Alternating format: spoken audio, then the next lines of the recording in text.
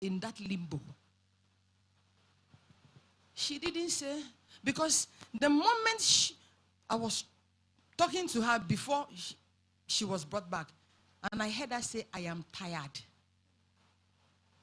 Hey, you know, the moment, life is all about choices, and I knew the meaning of that. I said, God, no. I told the friend, put the phone in her ears. And I spoke live into her. I said, you're not going anywhere. Lie. You're coming back. Tired of what? Work never starts. You're not going anywhere. I fought my own battles. And I'm still fighting.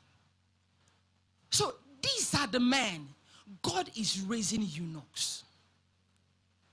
Let's even go to it. Let me see if I can remember it. Okay, let me tell you the story. We'll delve into it more tomorrow. You remember Jezebel? That terrorized Elijah. Terrorized that Elijah almost wanted to even give up, or even gave up. Then a time came.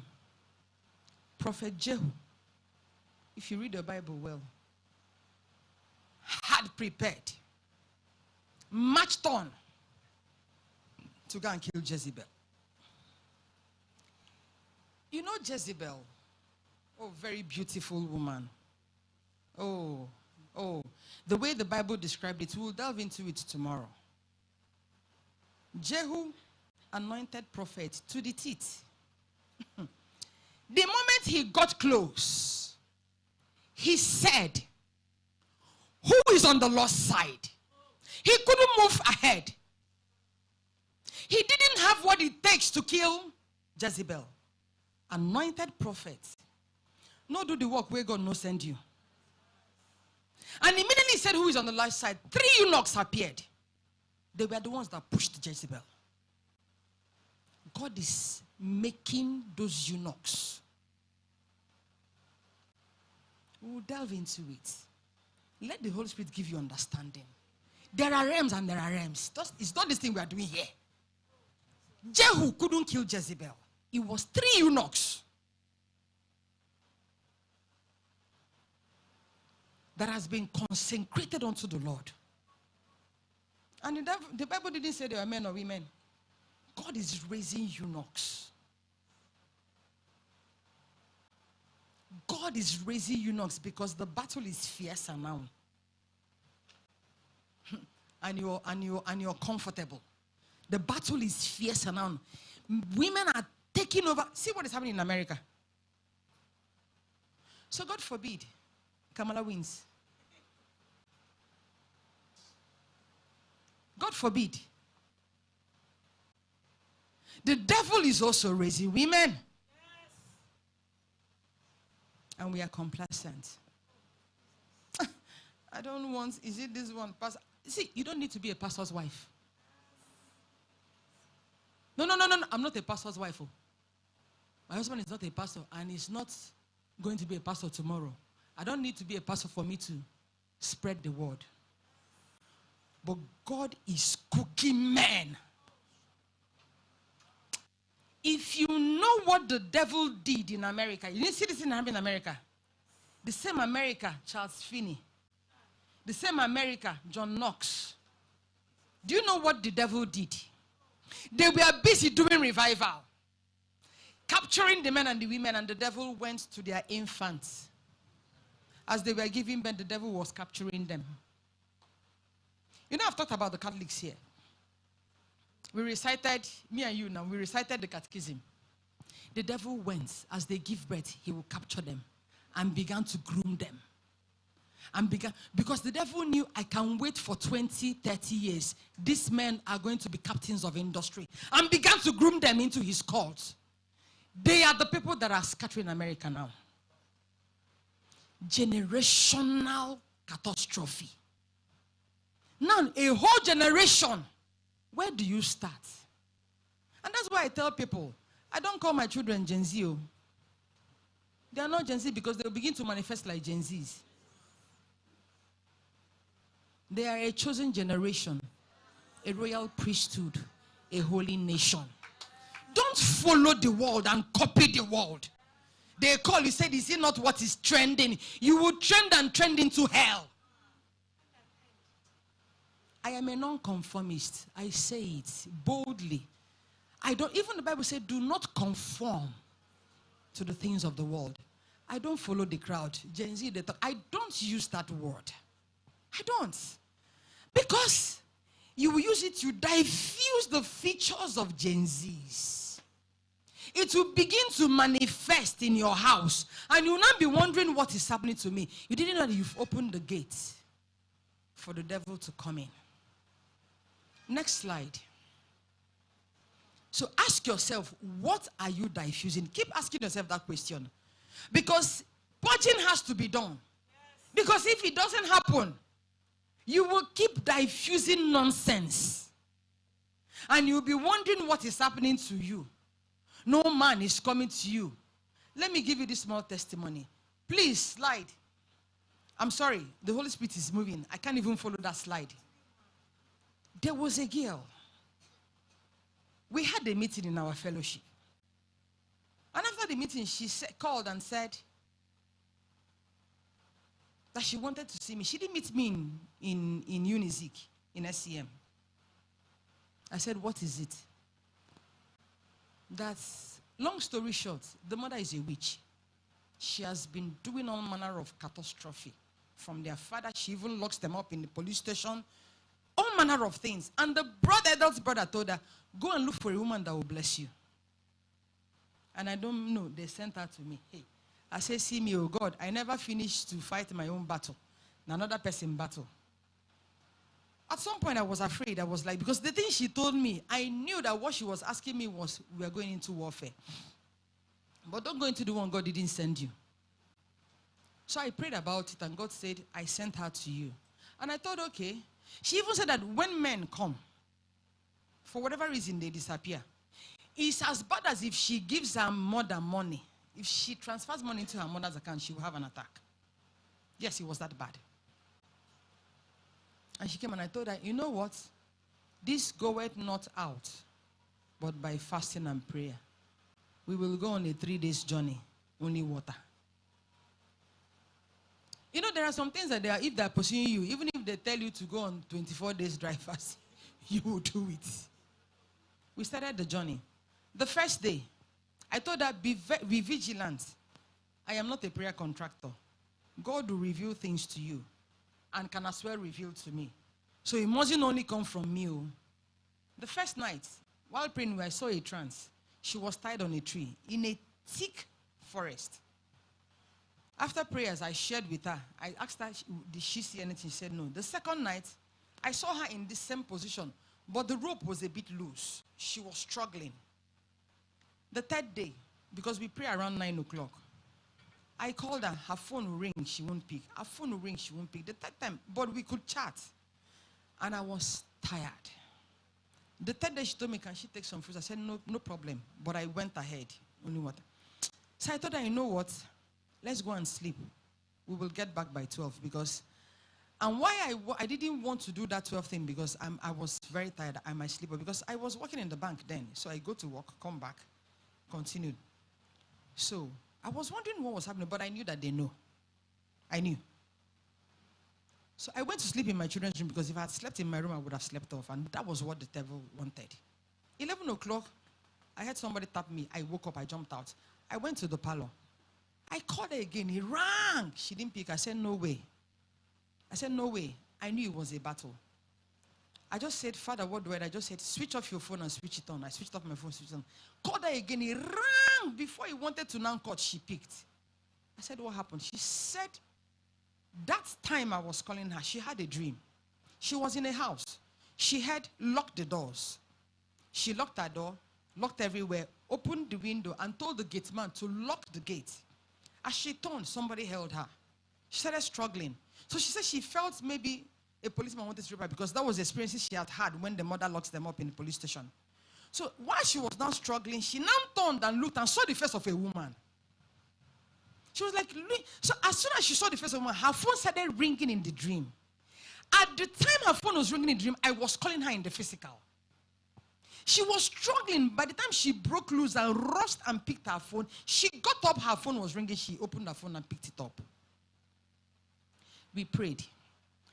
After a few months, because she applied for masters. When UK was about doing lockdown, she traveled. 10 months down the line, she told me she was about finishing. She had met her husband, blah, blah, blah. She's coming back, but she was afraid. She didn't tell them. I told her, at this point, please close every door. Even your sisters, don't tell them anything. They may mean well. So, by the time she was about getting married, and she needed to tell the mother didn't even know she even traveled to do masters. She called the mother and told the mother. The mother wasn't happy, but we used prayers and held her. I attended her wedding. The mother came, but she didn't do any trouble. They knew her. She went back. After some months, she became pregnant, gave birth. As in, she was the only person. Every other person in her family have been held down. The brothers have come back to the village. It's that bad. The next thing, after some years, we hadn't been talking. The next thing, she chatted me. Auntie Ada, please, can I talk to you? Her whole hair was falling off. She was falling as in hair. All manner of things. And I told her, I know this one. The Bible said something. A threefold cord cannot be easily broken. We need a third person. You know, the pastor said something about the people carry the burdens for themselves. Me and my family, that's just all I know. No. The kind of people God is raising, let me tell you the people God is raising. And I need you to go and study. God is raising Issachars, burden bearers. It's not something I know you will say, God, here am I, send me. No. God is raising Issachars that will carry the burden. Not sons of Issachars, Issachar. Issachar means somebody that is couching between two donkeys. Go and study it. This is what God is raising. And He's raising women that will be burden bearers. Has God ever given you that kind of assignment and said, you are going to be a burden bearer to pastor and the wife? And your job is to be praying for them every day. Like Aaron and Hur, that held the hands of Moses. You're looking for who will hold your hand. You've not even held the hand of anybody. This is what God is raising. This is what you diffuse. God is going in a different dimension. I don't even know, as in, I can't even use this slide again. Are you ready? Because let me tell you, you want to be a frontline bride. Are you ready to play by God's terms? You know, we've been praying, God, make me a frontline bride. God, and He said, my daughter, I've heard. I'm raising you as an Issachar and a eunuch.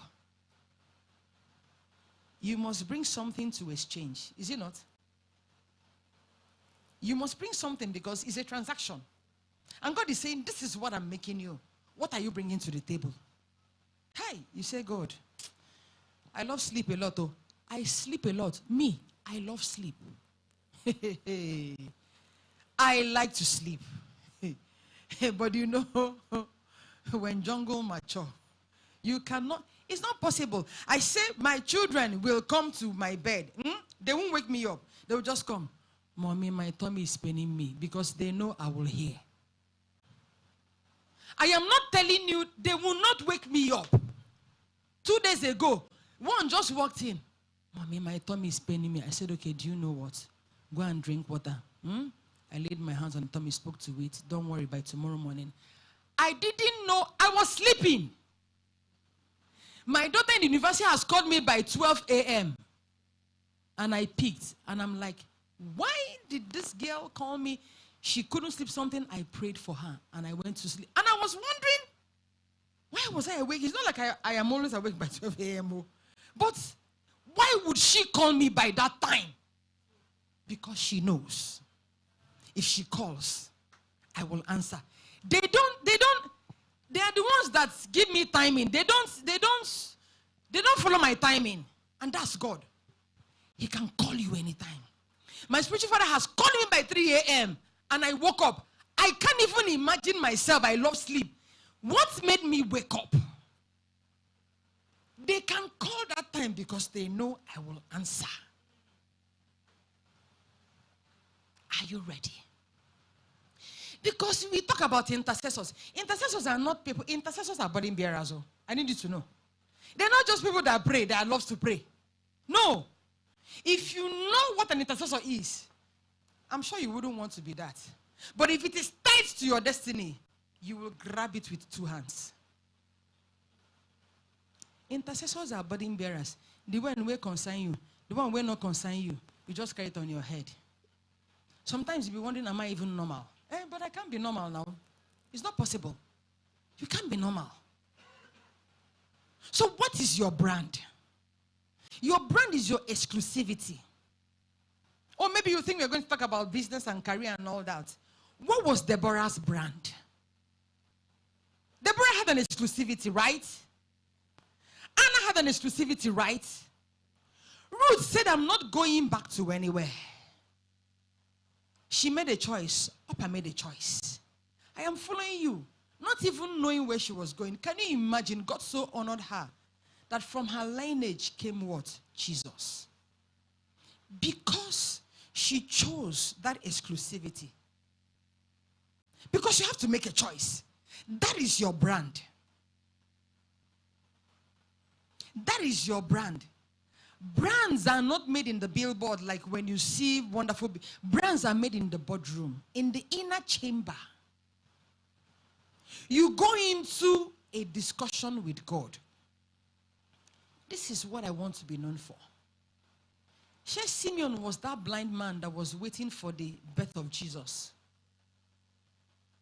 And you can imagine him and Anna. Every day they'll bring a baby. Is he the one? No, he's not the one. He kept waiting. He kept waiting. He kept waiting. Until Jesus came. His eyes opened. He said, now my eyes have seen the salvation. Your servant can depart in peace. What is your brand? What do you want to be known for?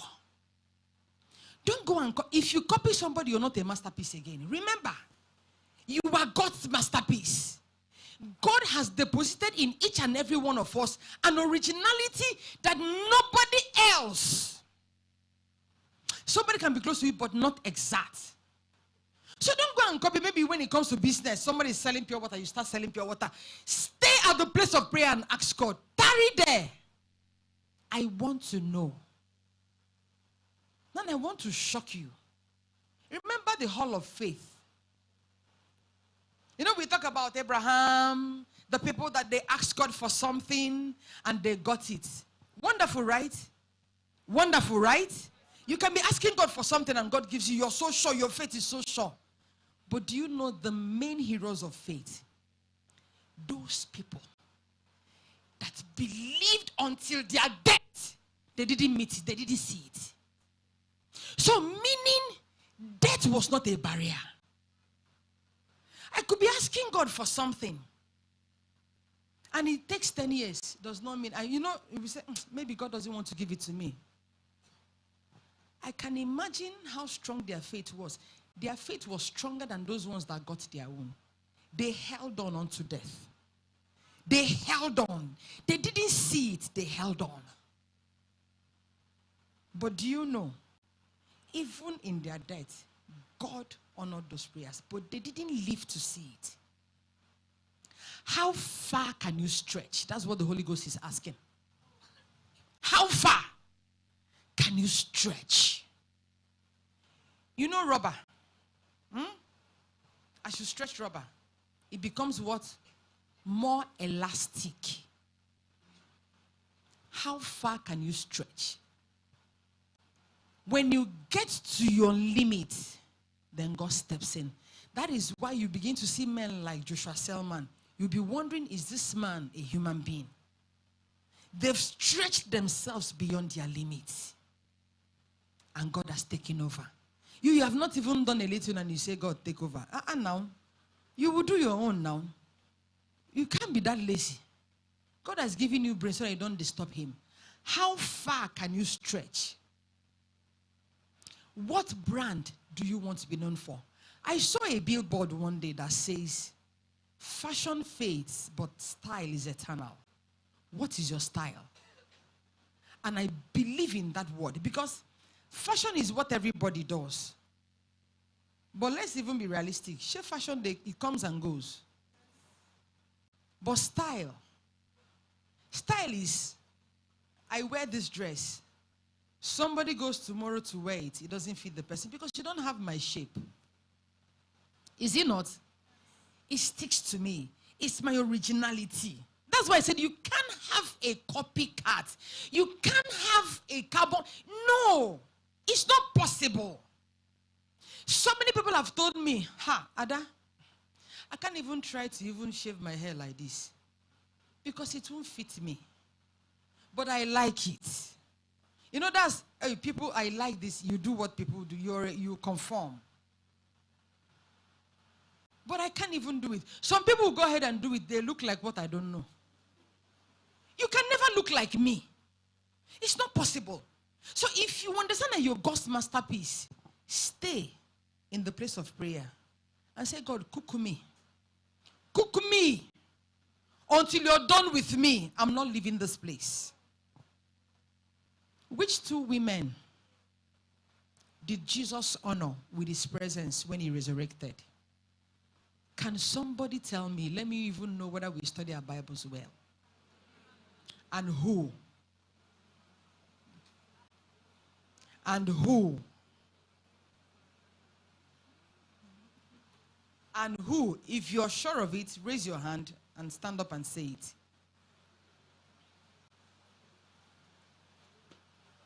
We have a lot to do. If you're sure. And who?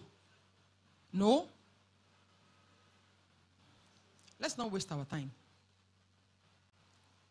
Mary of Bethany, that broke the alabaster oil and anointed the feet of Jesus. If you read very well, that 3,000 denarii, go and check it, convert it. It's like millions now. And people thought she was stupid. You don't understand the place of women in God's agenda in these last days. And he honored them by being the first people he appeared to when he resurrected. We'll study about them tomorrow. Mary of Bethany, Mary the sister to Lazarus. He was the one that sold everything she had, bought an oil, expensive oil, and broke it and used her hair. That is how far she went. And Jesus said no. Mary Magdalene told her, wherever the gospel is preached, your name. How far can you stretch? Is a question. Because it is in the stretching, is in the pruning, is in the threshing that brings forth you are, your brand, your exclusivity. You can't be doing what everybody does. No. You have to come out of it. You must be known for something. You see, John, I love him so much. Me and anybody will not share this Jesus. So. And he called himself the beloved. And that name follows him till tomorrow. Is it not? He calls himself the beloved. And Jesus gave him the honor of revealing revelations to him. What is your brand? That's the whole thing. What is your brand? You know, we call it brand. It looks like corporate-like. What will you be known for? Whenever we talk about, the women, you say Mary Magdalene. She created her brand, her exclusivity, that we now use her as a reference point when we are preaching the gospel. When we talk about prayer intercessor, a judge in Israel, we talk about Deborah. You heard what Pastor said. One woman slayed a man and carried the head. Anna said, I will not go. That she kept praying that she couldn't even pray again. She was, how far can you stretch? How far? being normal. Stop acting normal. You can't go far if you're normal. I am telling you. And the truth is that there are not many people to even give people money. We saw Elisha, Brother Elisha, my very good friend. Brother Elisha, I won't give you, since Elisha has taught me, I will ask you, what do you have? And you have nothing, I give you nothing. Is it not? You have nothing. Even when you want to go into a transaction with God, there must be something to bring on the table. There must be something. Lord, I give you my life. When the time comes, just tarry with me for 30 minutes. We come together to pray. You see, I don't like online prayer. People will mute and sleep all through the time. Most times I'm the one that removed them because sleep has carried them. My people know when not the time of their visitation. Don't be like the foolish virgins. How far can you stretch? God is asking you. How far can you stretch? You are a giver of life. What do you diffuse? What comes out of you? Because the truth is that you are meant to attract what you carry. So if it's only poor people that come around you, then it means poverty is still there in your blood. If it's only ungodly people that comes around you, the Bible said, blessed is the man, Psalm 1:1, who walks not in the counsel of the ungodly, nor stand in the way of this, nor sit in the seat of the scornful, but his delight. So when you keep telling me it's only unbelievers that hang around you, then there is something that they see in you that attracts them. Because if it is Jesus, when they come, they will tell you, I want to know that Jesus. So it has to start from the inside. What do you carry? What capacity do you carry? Yeah, you can start small, but I tell you, if you don't begin to build capacity, you're on your own. You can't build a foundation for a duplex. You can't build a foundation for a bungalow and you build a duplex. That foundation cannot carry a duplex. So sometimes you might need to change your prayer. Don't say, God, give me this, give me that. And God is asking you, do you have the capacity to carry what I'm about to give you? So first things first, you need to do what? Stretch yourself. Men go to gym to build muscle. I don't know, for whatever reason. They go to build muscle. Build spiritual muscle. Build spiritual capacity.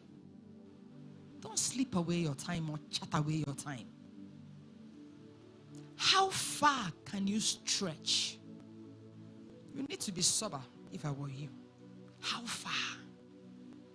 You are asking God of the nations, but you are having the capacity of a bungalow, of a BQ. Come off it. How far can you stretch? You can't carry what you're asking. Is it because everybody opens their mouth and pray? You follow and you pray. Then God tells you, okay, no problems. Arise and build. You are not building. Because you must build. You must build. Precept upon precept. Line upon line. You must build. If not, we'll finish this conference. We have broken the status quo. You can't remain normal in a dysfunctional environment. It's not possible. And this end time agenda, you want to fit in. And you want to hear, well done. How? How? You need to go beyond asking God for me, my family, my husband, my children, my work, my career. Become an Issachar. Carry bodies of nations. Then watch what God will turn you to. The things you're asking God is in the jar. If you buy the product, you will get the jar. Matthew 6:33. if you do his bidding, he will do yours. He's a transactional God. You want more, you can't give him more. He doesn't work like that. He doesn't. So you can't even rule in your place of work and even in your business when you have not even set an exclusivity. Many of you, I want to shock you that are here. People don't even know you in your classes, in your lecture halls. They don't know who you are. We all know you in church. No, the litmus test is not done in church. It's done in the workplace. It's done in the marketplace. It's not done in church. Who do men say I am? I told you people, I just resigned from my job. And they sent 3 ESCO members to come and take over from the regions. We didn't know. Nobody knew. Then on Wednesday, one of them called me. To tell you the truth, she's not my friend, but she's not my enemy. We don't gist, we don't talk. And since this year, I haven't spoken to her because I've not had any business or maybe work that will make both of us talk. She's friendly with the Abuja regional manager. And maybe once in a while, she exchanges correspondence with the one in Port Harcourt, but not me. And she calls me on a Wednesday morning and says, Ada. The call was strange because I didn't expect the call. I said, she was like, you're leaving, you didn't tell me. I'm like, I don't understand you. Tell you how? You're not my friend. And she said, Ada, there is something I want to tell you. It is highly confidential. I said, what? Say, Ada, I'm coming to your region. I was sent to ambush you. But nobody must know this. I could not sleep because Ada hasn't done anything bad to me. If I ambush Ada, she's meant to cooperate with me in the handover. What if she doesn't cooperate with me? I am not even an Igbo lady. I'm a Yoruba person. I don't even speak their language. So who will help me? The Ada that will help me, I'm going to ambush her. She said she couldn't sleep all through the night. She called me by 7. We have never talked. We are not friends. God is the revealer of secrets. You can't plan anything behind me and I wouldn't know. If God doesn't want me to know, he'll deal with it. But the ones he wants me to know, he'll reveal them to me. And I told her, God will bless you for this thing you have done. The next day, I called one of my colleagues in Lagos to follow up on something that she was meant to approve. The guy now spilled the whole thing. I laughed at the devil. I said, she's coming to your region. Don't you know? We were not meant to know. He even told me the ones that were going to Port Harcourt and Abuja, and I had to tell my colleagues. The thing that they were doing cult meeting for us not to know. God just displayed it like this. And I told my colleagues, they should tell them that I'm not a human being. I'm a spirit. You can't dance the dance of the spirit and you remain alive. How can you hide that thing from me? Are you high? The guy gave me the script. I told my colleagues, this person is coming to your region. This person is already in your region. This person, please tidy your workplace very well. The one in Abuja was meant to travel to Lafayette to bring our children. She stopped because of that information. And so we are now the ones laughing because we knew they were coming. When they were doing their inner caucus cult meeting, I was the one that got the hotel for the lady. I was sitting behind her. She said I should come and sit and see what they say we should do. God just made everything bare. How can you say you want to kill me? If God wants me to know, he'll reveal it to me. If he doesn't, he will deal with it. I tell him, I don't need to know everything, Papa. The ones I need to know, reveal to me. The ones I don't need to know, he deals with it. Because I'm busy on the move, doing his work. So I don't bother to check whether, no. He deals with it. The ones he wants me to know, there are lessons I need to learn. I take the lessons and I move on. How far can you stretch? I told you that great men are made in the furnace of pain. Great men are made in the furnace of pain. great men are made in the furnace of pain. So if you don't want to remain normal, tell God, bring it on. Tell him, bring it on. They are made in the furnace of pain. Go and study the book of Job. Check the life of Job. There is no man that has gone through pain that didn't come out 10 times better. That is the place where God cooks men. Are you ready to be cooked? This is not this Gen Z Christianity. No. It's not. Oh. You must learn how to stay in the place of prayer and trash. You must. You must.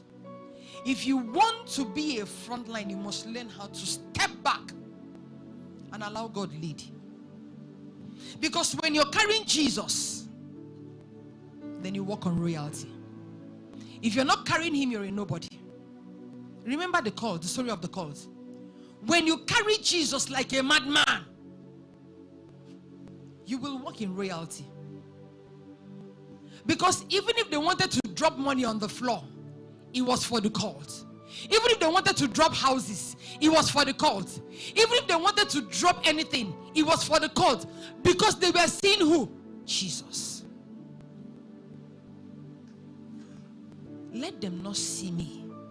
Let them say, no matter how anointed you are, let them see Jesus.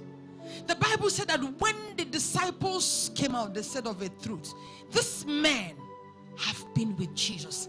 Can that be said of you? Men are cooked in the inside. For you to be a frontline bride, you must be cooked in the inside. It's not in the front. No, my colleague said